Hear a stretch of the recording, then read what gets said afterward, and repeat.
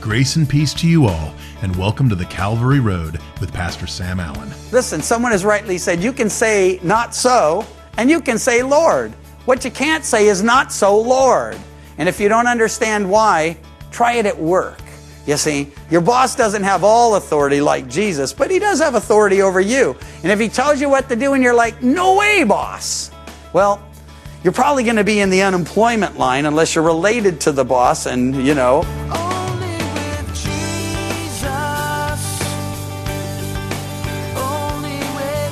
In today's broadcast, we have part 2 of Pastor Sam's message called Empowered, Transformed. We're looking at the end of Acts chapter 9 and then the first 16 verses of chapter 10. Herein we will see Peter raise Tabitha from the dead, and we will see God intervening in the life of the centurion Cornelius and setting up a meeting with him and Peter. So let's listen in. Well, we always end up praying, your will be done. I mean, good enough for Jesus, it's good enough for us. Not my will, but yours be done. And sometimes we've prayed for people. We had a young pastor. He was married. He married a single mom. They went on their honeymoon. He got her pregnant on the honeymoon. So now his son, but now a second son for her is coming. And he gets back from the honeymoon and he has some weird symptoms, and he goes in and they diagnose him with like an advanced stage of leukemia. They gave him only a few months to live. You got to know that devastated her and devastated him. And it devastated us. And we're like, Lord, this isn't right. You can heal, you can cure, you can do anything. Because the doctors are saying he's not going to get better. It's too late already for the kinds of things, a bone marrow transplant or things that need to happen. And so, long story short, we prayed, God, please don't take him. And the Lord answered that prayer just the way we prayed for 5 years. They give him a few months, he lives for 5 years. Gets to see his boy born. Gets to watch him grow up for at least the first few years. Gets to invest in him and teach him the word and be an example to him. And this guy was an example to every person he met. He walked it to the day the Lord took him. But here's the bottom line. Jesus prays in John 17. And this could be a comfort to some of you who've lost or are losing loved ones. Father, I want them to be with me and see the glory I had with you before the world began. I'm praying, Lord, don't take him. And Jesus is saying, I want him. I want him up here. I want him to be with me. I want him to see the glory. I want him. And so as hard as it is for us to let go or understand why God would take someone right in the prime of their life, we have to know God doesn't make any mistakes. And what he does is right and just and holy and proper, just, perfect.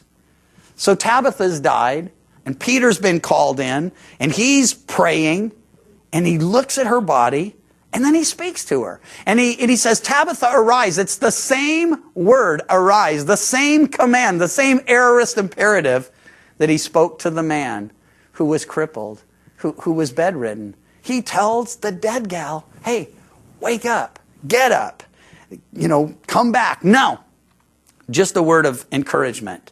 If I fall over someday and you've got the paddles, fine. Use them, get me back up. But if I've been dead for a day or two, absent from the body, present with the Lord, don't try praying me back. Because I'm going to be mad as, well, I don't use that word, but I'm going to be that mad. Because I don't want to come back from heaven to be with, I like you guys, but I really love Jesus. And if he decides to take me home, I want to be with him. And I hope you feel the same way too. I hope you have the same confidence, the same absolute certainty that the moment you breathe your last breath here, you breathe your first in the presence of Almighty God. Your body will be left behind, true. But hey, if you're young, you might really be attached to it. You get older, you're like, hey, I'm ready for the new model, Lord. Break it out. Take me home. And I know I'm here for one reason. And it's the same reason you're still around, by the way. God has a work for us to do. If you haven't come to faith in him, well, he certainly wants that to happen. If you have come to faith in him, well, then he wants you to live your life for him, to walk in all the ways we've talked about and more. Well, Peter speaks to her. She opens her eyes, probably surprised to see Peter, and she sits up. He gives her his hand. He lifts her up, and when he called the saints and widows, he presented her alive. And it became known throughout all Joppa. And I want you to see it. Just as it happened at Lydda and Sharon, they saw the guy who was crippled, but now he could walk, and they turned to the Lord. Now they see the woman who'd been dead and now is alive, And it said, many believed on the Lord. So he stayed many days in Joppa with Simon the tanner. God's always interested in the spiritual outcome. It's not to say he's not concerned with our natural, physical, temporal needs. He is. He's the great physician. But he's certainly more concerned with about eternity, with spirituality. Why? Because, well, this life is so short. And eternity, I don't know, we're not even able to grasp it. It's not an extension of time. It is the absence of time. It just goes on forever, for eons, for ages.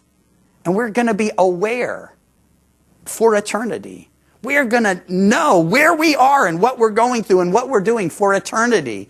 And you need to be sure about this. There are only two destinations. There's heaven, and Jesus says, I'm the way, the truth, and the life. No one comes to the Father but by me. The Father is where? He's in heaven. Heaven is my throne, earth my footstool, says the Lord. The other destination, hell, nobody wants to end up there, and no one in their right mind wants to end up there, I should say. A lot of people just say, well, I don't believe in it. That won't change the fact that it's real and exists. God didn't create hell, by the way, for people. It was created for Satan and his fallen angels. People get there the hardest way possible. They have to walk past the cross and reject God's offer of pardon and forgiveness that was provided for us there, where Jesus bled and died and said, Father, forgive them. They know not what they do. Well, chapter 10, and we're only looking at the introduction now to the third person we're considering, a guy named Cornelius. It's another city. It's further up the coast. And what we could only suspect or infer in chapter 9 becomes clear and explicit in chapter 10. God who gave the keys to the kingdom to Peter. Peter using those keys in Jerusalem to open the doors to his brethren, preaching the gospel, 3,000 saved. Went to the Samaritans, chapter 8, Acts chapter 2, by the way, the gospel goes to the Jews. Acts chapter 8, it goes to the Samaritans. And now in Acts chapter 10, it will go to the Gentiles. God said, take it from Jerusalem to Judea to Samaria to the uttermost parts of the world. This is the beginning of that process. So Peter's going to preach the gospel. And he was instructed to take it to all the nations, and it's beginning to happen. There's a certain man in Caesarea, we read in chapter 10, verse 1, called Cornelius. He's a centurion of what was called the Italian regiment, a centurion. He is one that is responsible for 100 men. And from him, I'm reminded, I learn, or you should learn, that a servant must be found faithful. He's that kind of servant, you see. That's why it mentions him. We're going to see it. There's a great testimony and tribute given to him here. We're told that not only was he a centurion, but he was a devout man, one that feared God with all his household, who gave alms generously to the people and prayed to God always. So here we have a picture of a very religious and at least outwardly righteous guy. He's devout. That means he's spiritual, not carnal, not crass, not immature. He's spiritual and devout. But he works in the midst of and alongside of all sorts of corrupt and crass people. Do I know that to be a fact? Yeah. His peers would be the ones who were mocking Jesus and responsible for the Romans part in the crucifixion of Jesus. You know they beat him and mocked him. You know they gambled for his clothing. And so if you're one of those people and you work in an environment and you're like, Pastor, you just don't know what it's like to work among these people and the language I hear and the things they say and the things they do, and I know it's getting weirder and weirder. And I got to be honest, I'm grateful that I'm not living and working in the bars as I did for 8 years or in the world. But we can't all get out of the world and still be a witness to the world. And so the bottom line is God has you right where he wants you. And if you're like, yeah, but these people, they're corrupting me. It doesn't have to be that way. You are the light of the world. You are the salt of the earth. Walk as children of light. Be what God's made you. And listen, I know there are Christians and they're like, you know, it just happens. I mean, I hear them cussing all day. I go home, something happens and I cuss. It just comes out of my mouth. You know what? I understand that. It used to happen to me. But the bottom line is, I made a decision. I'm not going to talk like that. I'm not going to walk like that. I'm not going to go there or do those things. And I had to deal with the mockery and the persecution and all of the weirdness that anyone has to deal with. when I surrendered my life to the Lord and began to walk uprightly with Him. And so the issue here is, here's a guy, he's not yet born again of the Spirit. That's why this is so big. He's a spiritual guy, but he's not yet on his way to heaven. He's responsible, he's devout. He fears God, we're told, with all his household. That's radical. Fear of the Lord, beginning of wisdom, beginning of knowledge. And with all his household, he's able to say like Joshua, as for me and my house, we will serve the Lord. He's an example at work, as it were, among the other soldiers, and he's an example at home to his own family. And then it says he gave alms generously to the people and prayed to God always. The giving of alms was a religious duty, but get this, it's possible to give without loving, or to give in an unloving way, in a way that demeans the one we're giving to. But he gave generously. That means there was an excess in his giving that would imply not just that he was giving because, well, that's what religious people do, but because he had a heart to give, because he had a heart of compassion for them. And then it says he prayed to God always. And I love this because he's a Gentile, he's an outsider. We mentioned Dorcas. Do you know what they called Gentiles in that day? They called them dogs. The Jews did. I'm pretty sure they didn't mean that as like, oh, little puppies, like, what was that? Well, won't go there. I was going to say Harry Reid said one of those guys that, are in Congress was his little pet. And I'm thinking, man, call me that. But anyway, it's not us. He prayed to God always, though he was an outsider. And the people that were supposed to be a witness to him, they would have looked down on him. They would have called him a dog. They wanted nothing to do with him. You know what? I had an experience. First time I ever went to Israel, group of pastors, a small group of us, and we're walking the streets one night, and we see a rabbi coming, and we're like, oh, this will be awesome, because, we want to talk to those guys. We got lots of questions. We don't want to just tell them what we think or tell them Jesus is Lord, although that's our agenda. But we also have questions about the law and the reason they keep this and the reason they do that. And we're like, here he comes, awesome. And as soon as he sees us, he just crosses the street. And I look at one of the other guys and I'm like, what's that? And he's like, And I'm like, not really. And he's like, don't you remember that if he bumps into us, it will defile him. He's on his way to minister. He'll have to go home and go through this whole ritual and ceremonial washings. And you see, not only didn't he want to talk to us, he didn't want to risk that he might actually have contact with us. And in his mind, that would be a horrific thing. And here's the tragic irony. God didn't choose Israel because they were so great or wonderful or spiritual. No, he made them what they were at the greatest time of their history. And they were to be a light to the world, but they were anything but a light to the world. They pulled their robes in tight. They wanted nothing to do with reaching out to the world that so desperately needed to know the God who had blessed them in so many ways. And we got to be careful not to follow in their footsteps, not to do that kind of thing, because we are the light of the world, as I shared. A city set on a hill cannot be hidden. Well, here's a guy who's loving people and taking care of his family. He's a good example at home. He's a good example at work. He's a spiritual guy, but he still needs Jesus. And God's preparing him to hear the gospel. And I want to tell you, if you're one of those people, and I know there are many of you that go out and you just share the gospel and you get discouraged because people don't always respond the way you're hoping, remember, you're planting seed, you're watering seed, and sometime you get to harvest. But if you're all about, but I just want to do the harvesting, well, what if God called you to plant the seed? Just plant the seed. Just trust him with the harvest. Well, he's preparing on this side, and we're going to conclude as God's preparing Peter. And it's just a few verses 9 down through 16, and then we'll pick up next time and finish the story. We'll review this part briefly. But as they're journeying, these guys going to get Peter, see. Oh, I kind of skipped a couple things, didn't I? I can't do that to you. It's the 9th hour. He has a vision. He's afraid. And he asks, what is it, Lord? And this is way back in verse 4, which I almost skipped, which would be a real problem. He observed him. He was afraid, said, what is it? He said, your prayers and alms have come up before the Lord as a memorial before God. Send men to Joppa. Send for Simon, whose surname is Peter. He's lodging with Simon, a tanner, whose house is by the sea. So he has very clear instructions. There's no confusion about what he's supposed to do. And then he says, he will tell you what you must do. So in spite of all the things he's doing right, He needs Peter to come and tell him, thus says the Lord, the soul that sinneth will die. The wages of sin is death. The gift of God is everlasting life through Jesus Christ our Lord. Repent and believe the gospel. He's lodging with Simon the tanner. His house is by the sea. He'll tell you. And then the angel who spoke to him departed, and Cornelius called a couple servants, a devout soldier from among those who waited on him continually. And when they explained these things, he sent them to Joppa. So the servants are on the way. Cornelius is prepared and waiting for Peter. The next day as they journeyed, they drew near the city. Peter's on the housetop waiting.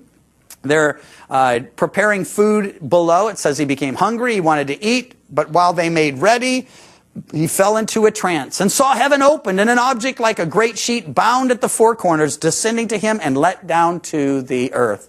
Now look at this is strange. I acknowledge it. It happens 3 times, but all of them are right now. I mean, in this passage. It's not like it happens and then a month later or 6 months later. No, 3 times he sees this sheet let down and then God says, rise, Peter, kill and eat. Now I know that's the Sportsman's Fellowship official motto here. But for Peter, this was very different. You see, the stuff on here is stuff he'd never eaten his entire life. He was a boy who grew up under the Levitical law, and there was very strict dietary laws. And by the way, if you've ever wondered, well, was it a health thing? Maybe. Was it something else? For sure. So I'm not saying there might not have been health issues with pork and shellfish and bats or other things they said not to eat. But I do know this. God separated Israel from the nations, and he said, I'm going to do things with you that will make it obvious you're different. Not everybody wants to be different today. That's why I bring it up. A lot of Christians even think the more we're like the world, the better chance we have to reach them. Yeah, that's like thinking, you know, if somebody's drowning and I jump in and I start drowning, I'll be in a better position to rescue them. I don't think so. You'll both need someone to rescue you. No, we can't become like the people we're trying to rescue and still rescue them. God has separated us, made us different, and the difference is a good thing. Well, in any case, they had all these dietary laws, they had all these feasts and festivals and sacrifices, and people were supposed to come and say, what's up with all this? Why don't you do those things? Why do you do these things? And they were supposed to testify, the true and living God, creator of heaven and earth, separated our ancestor, Abraham, and made promises to him, and they would walk him through the history, and I would do that with you right now, except for it's Communion Sunday. So let me just say this. Peter had never, according to his own words, eaten anything common or unclean. Before he says that, though, in verse 14, and in, well, a way that only he seems to really do among the disciples. He says, not so, Lord. Now listen, I get it when Jesus first chose him, and he didn't even know for sure who he's dealing with, and Jesus says stuff to him, and he's like, no way, Lord. That'll never happen. Or that's never going to be, Lord. Or no, I won't. Or listen, someone has rightly said, you can say not so, and you can say Lord. What you can't say is not so, Lord. And if you don't understand why, try it at work. You see, your boss doesn't have all authority like Jesus, but he does have authority over you. And if he tells you what to do and you're like, no way, boss. Well, you're probably going to be in the unemployment line unless you're related to the boss, and you know, but the bottom line is no way, Lord, is worse than no way, boss. And Peter really has a habit of doing this. I bring this to your attention for 2 reasons. One is, it was an issue early on in his walk with Jesus, before he was born again, before he was filled with the Spirit, before God had used him mightily. But he's still having a problem here. And I share it with you only to say, if you're one of those Christians that beat yourself up a lot, like, oh, I can't believe I thought that after all this time of walking with the Lord, or worse, I said that or did that, and how will I face those people? All have sinned and all will sin. We don't excuse it. We're not justifying it. We're not rationalizing it. We're just acknowledging it. I'm not fond of the bumper sticker that says Christians aren't perfect, just forgiven, because to somebody who doesn't understand, it just sounds like we're making an excuse for our sin. But the reality is, if you are an insider and you do understand, you know that's true. None of us are perfect. We won't be till we stand before God. But we are being transformed. We are becoming more like Jesus. And so if something slips out and you're thinking, man, I can't believe I said that. I bet Peter felt that way right after he said it. You know, it's like been a while, and here the Lord speaks to him, and it's like just as he used to. It's like deja vu. Not so, Lord. But here he says, I've never eaten anything common or unclean. Now, it's not about food. It's not about a kosher menu. It's all about people, but Peter doesn't know that yet. I only know because I've read ahead. And I want you later today, not right now, because we're going to conclude this and a couple of thoughts, and then we're going to break bread and take the cup and celebrate communion together. But you should read the rest of the story, and you should see how it all just crystallizes and comes into focus. The voice spoke to him a second time, what God has cleansed, you must not call common. And this was done 3 times. And the object was taken up to heaven again. Peter doesn't really get it yet, but he's going to get it. What God has cleansed, you're not to call common. So I'll save what happens as a result of this for next time. But let me say this. If God has cleansed you, don't call yourself unclean. If you said, Jesus, forgive me my sin, He's faithful and just to forgive you and cleanse you of all unrighteousness. And if you're one that's hard on yourself, you're probably hard on others. I think you can tell I'm not hard on myself. Because I'm not hard on you. I'm not preaching or threatening or wagging the finger or all of that stuff. No. But it's not like I let myself off the hook. I realize that if I stumble, a lot of people are going to see that. And I know that it's important that I walk uprightly and walk in the light and walk in truth and walk in obedience. And I'm, to the best of my ability, empowered by the Spirit, doing just that. But here's my point. I pray for forgiveness because I sin every day, either in thought or word or deed. And it's none of the gross sin that had to change when I first came to Christ. God deals with the big stuff right up front. Have you noticed that? And I think it's one of the things that keeps a lot of people from coming to faith in Him. They just know, if I become a believer, I'm going to have to stop doing that or going there or doing this. Or, yeah, that's true. You're going to have to stop. But God's going to give you stuff to replace that foolishness. And, well, in any case, if God hasn't cleansed you, ask for Him to forgive and cleanse you today. If you'll confess your sin, He's faithful and just to forgive you, cleanse you of all unrighteousness. If He cleanses you, then walk around with your head up, knowing you're cleansed, knowing you're forgiven, knowing you're secure in Him. And then be gracious and merciful to people around you. Why? They need that too. And if God cleanses them, don't keep bringing it up or pointing the finger or accusing them or, well, in any case, we've seen God working through Peter. And we see that God's still working on Peter. That's true for each and every one of us. God worked for us on the cross. He's working in us and through us as He transforms us. But He's still working on us and will always be till we stand before Him in glory. We, like Peter, are a work in progress. And He who began the good work will be faithful to complete it. It's why, listen, if you're striving, if you're struggling, if you're trying so hard to be a good Christian, relax. Rest. Just stop striving against the Lord. Let Him have His way. You don't have to strive to become something only God can make you. If you began the good work, then you're going to struggle and strive to complete it. If He began the good work, He'll be faithful to complete it. When you think about Peter's reaction to God telling him to rise, kill, and eat, it is just as Pastor Sam pointed out. Wow, Peter is still doing this. But there is something important to consider here, and that's the pull of religious tradition on anyone who is steeped in it. Now, Peter grew up being taught to keep the law, and we know this was very important to him, partly because of his comment about never eating anything unclean. Well, even after Jesus died on the cross so that Peter was set free from the bondage of the law, and even after God Himself, the writer of those laws, gave Peter direct instruction to do so, in essence telling Peter, I no longer need you to keep that law, Peter still clings to his tradition of keeping the law and tells God he's not going to do it. Well, we know Peter's heart was changed, and he eventually had victory over this, but many do not. And that, I believe, is the heart behind what we read in Mark 7, verses 6 through 9, where Jesus tells the Pharisees, well did Isaiah prophesy of you hypocrites. As it is written, this people honors me with their lips, but their heart is far from me. In vain do they worship me, teaching as doctrines the commandments of men. You leave the commandment of God and hold to the tradition of men. And he said to them, you have a fine way of rejecting the commandment of God in order to establish your tradition.